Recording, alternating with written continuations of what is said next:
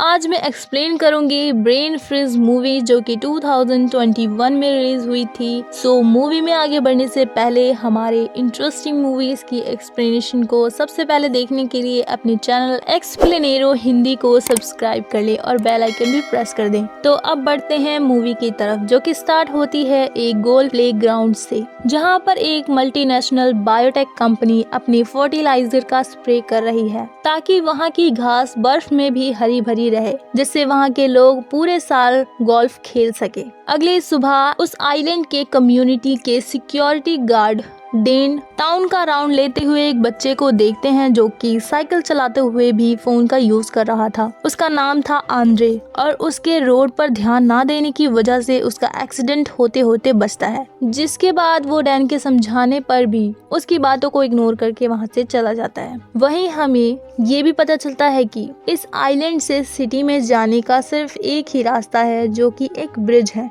यानी कि पुल है। अब डैन अपनी बेटी पैट्रिशिया को कॉल करके डिनर के लिए इनवाइट करता है, पर वो मना कर देती है। दूसरी तरफ आंद्रे की मदर को घर आने में लेट हो जाता है और उसके घर की मेड कैमिला उसे उसकी छोटी बहन एनी का ध्यान रखने को कहकर वहां से चली जाती है। उसके बाद अगली सुबह उसकी मदर जूस बना के आंद्रे और एनी को घर पर छोड़कर खुद ऑफिस के लिए निकल जाती है। वहीं टाउन के सबसे अमीर आदमी, जिसका नाम माइकल होता है, वो देखता है कि ग्राउंड की घास अब भी बिल्कुल हरी भरी है उस फर्टिलाइजर की वजह से। वो ये देखकर काफी खुश होता है। तभी उसके यहाँ गोल्फ खेलने मॉड और उसकी वाइफ मार्शल अपने डॉगी के साथ आते हैं, जहाँ माइकल उन्हें बताता है कि प्लेग्राउंड खेलने के लिए बिल्कुल रेडी है। वहीं प्लेग्राउंड में पैट्रिशिया भी है, जो कि माइकल के लिए ही काम करती है। उसके पास उसके फादर डेन का कॉल आता है, पर वो कॉल रिसीव नहीं करती। तभी ये भी पता चलता है कि गोल्फ ग्राउंड में डाला गया फर्टिलाइजर पाइप से होते हुए लोगों के पीने के पानी में मिक्स हो रहा है और वही वो पानी एक आदमी पी लेता है। जिसके बाद वो अपनी वाइफ के घर पहुंचता है, जहां वो देखता है कि उसके दांत बिल्कुल हरे हो चुके हैं और उसका बिहेवियर भी चेंज होने लगता है। और तभी देखते ही देखते वो एक ज़ोंबी में बदल जाता है, जिसके बाद वो अपनी वाइफ के गर्दन पर बुरी तरह काट लेता है और उसकी वाइफ भी ज़ोंबी बन जाती है। इधर माइकल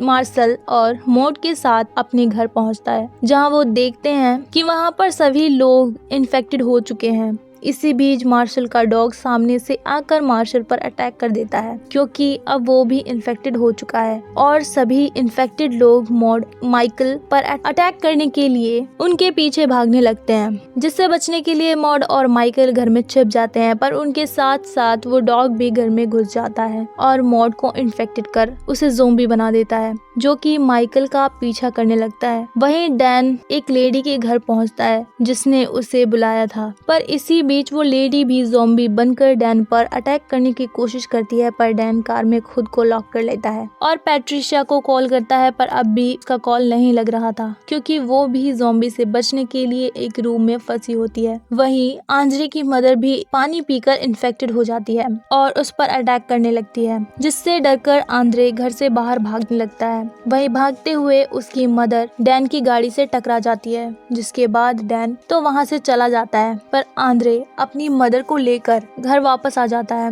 और हेल्प के लिए पुलिस को कॉल करता है, जिस पर उसे पता चलता है कि उस आइलैंड को पूरी तरह क्वारंटाइन कर दिया गया है, जहां से कोई भी अब बाहर नहीं जा सकता। आंद्रे की मदर एनी की तरफ बढ़ रही थी, जिस पर आंद्रे अपनी मदर को बाथरूम में लॉक कर देता है। दूसरी तरफ डैन बचते बचाते पैट्रिशिया को ढूंढते हुए उसकी कंपनी तक पहुंच जाता है, जहां वो एक एक कर सारे ज़ोंबीज को मारने लगता है। वहीं आइलैंड को सिटी से जोड़ने वाली ब्रिज को ब्लास्ट कर दिया जाता है ताकि ये इन्फेक्शन शहर तक ना पहुंच सके, और ब्रिज टूटने की वजह से पूरे आइलैंड की लाइट भी चली जाती है। तभी आंद्रे का फोन चार्ज खत्म होने की वजह से ऑफ हो जाता है। आंद्रे अपनी मदर को जब खाना देने के लिए आगे बढ़ता है, उसके पीछे पीछे एनी भी वहां पहुंच जाती है और उसे बचाने के लिए आंद्रे अपनी मदर को बाहर की तरफ डिस्ट्रैक्ट करता है, जहां उसकी मदर के सर पर टीवी गिरने की वजह से उसकी मौत हो जाती है। जिसके बाद आंद्रे एनी को लेकर एक मॉल के पास पहुंचता है, जहां उसका पीछा ज़ोंबीज करने लगते हैं, जिसे डैन बचा लेता है। उसके बाद जिस पर वो कहते हैं कि वहां जल्द ही एयरपोर्ट पहुंचने वाले हैं, जो कि वापस से सबको ठीक कर देंगे,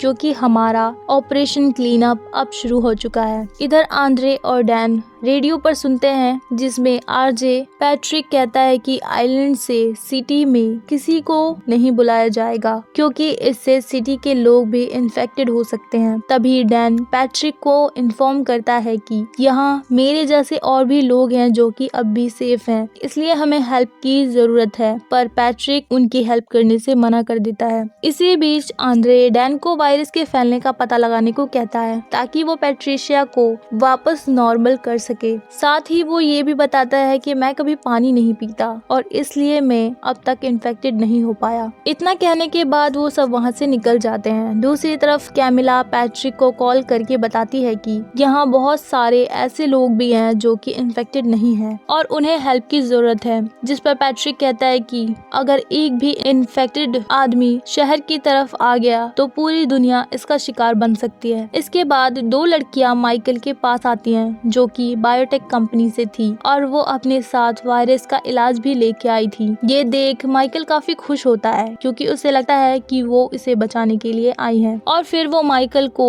फर्टिलाइजर पिला देती हैं जिससे वो भी ज़ोंबी में बदल जाता है। इस दौरान डैन वाटर सप्लाई तक पहुंच जाता है। अंदर जाते ही पैट्रिशा वाटर टैंक में कूद जाती है। डैन उसे जैसे ही बाहर निकालने की कोशिश करता है वैसे ही उसका एक हाथ उखड़कर डैन के हाथ में आ जाता है और वो पानी में डूब जाती है। वहीं आंद्रे बहुत से ज़ोंबी से अपनी जान बचाकर भागने लगता है और भागते हुए जाकर गाड़ी में बैठ जाता है। तभी वहाँ डैन भी पैट्रिशिया और उसके एक हाथ के साथ वहाँ पहुँचता है जहाँ पे आंद्रे को पैट्रिशिया का फोन मिल जाता है। दूसरी तरफ वो दोनों लड़कियां गोल्फ ग्राउंड में पहुंचकर वो एंटीडोट वाला क्योर डाल देती हैं जिससे वहां का सारा इन्फेक्शन खत्म हो जाता है। इधर डैन माइकल के घर पहुंचता है जहां आंद्रे और डैन मार्शल के डॉग को देखते हैं जो कि पूरी तरह हरे घास में बदल चुका है। फिर डैन बेसमेंट में पहुंचता है जहां उसे टाइम बॉम्ब दिखता है जो कि बायोटेक कंपनी की लड़कियों ने ही वहां लगाया हुआ था। वो ये सब देख काफी हैरान हो जाता है और टाइम बॉम्ब को बंद कर देता है जिसका पता उन लड़कियों को चल जाता है और वो चेक करने के लिए माइकल के घर पहुंच जाती हैं। उन्हें एनी मिलती है जिसे वो फर्टिलाइजर खिला देती हैं। तभी वहाँ आंद्रे आकर एनी को अपने साथ ले जाने की कोशिश करता है पर वो दोनों उसे घेर लेती हैं और उनमें से एक लड़की आंद्रे को भी फर्टिलाइजर खिलाने की कोशिश करती है। तभी एनी उसकी उंगली काट लेती है क्योंकि अब वो भी ज़ोंबी बन चुकी थी और इसी बीच डैन भी वहाँ पहुँच जाता है और दूसरी लड़की को काट कर इन्फेक्टेड कर देता है और गलती से एक एंटीडोट का क्योर वहाँ फैल जाता है। वहीं दोनों लड़कियां एक दूसरे को इन्फेक्टेड समझकर गन से शूट कर देती है। इधर आंद्रे अपनी और एनी की वीडियो बनाकर सिटी से हेल्प मांगता है। नेक्स्ट डे आर्मी की टीम वहाँ पहुँच जाती है लेकिन वो एक एक कर वहाँ के लोगों को मारने लगती है चाहे वो इन्फेक्टेड हो या ना हो। ये देख आंद्रे डर कर छिप जाता है और इसी बीच एनी क्योर की वजह से फिर से नॉर्मल हो जाती है। अब आर्मी माइकल के घर पहुँचती है जहाँ डैन भी अब फिर से नॉर्मल हो चुका था। वो आर्मी के पहुंचते ही उन्हें समझाने की कोशिश करता है पर वो पैट्रिशिया के साथ उसे भी जलाकर मार देते हैं। इधर आंद्रे नदी के पास पहुंच जाते हैं जहां कैमिला बोट लेकर उन दोनों को बचाकर अपने साथ ले जाने लगती है पर वही आंद्रे पैट्रिशिया का एक हाथ अपने साथ उसके फोन का लॉक खोलने के लिए लाया था उसे अब वही नदी में फेंक देता है जिसे एक मछली खाकर इन्फेक्टेड हो जाती है। इससे ये पता चलता है कि अब उस मछली के जरिए वायरस शहर में भी फैल जाएगा। इसके साथ ही मूवी की स्टोरी खत्म हो जाती है। सो अगर आपको मूवी पसंद आई हो तो वीडियो को लाइक करें। फिर मिलेंगे एक और इंटरेस्टिंग मूवी की एक्सप्लेनेशन के साथ। तब तक के लिए गुड बाय।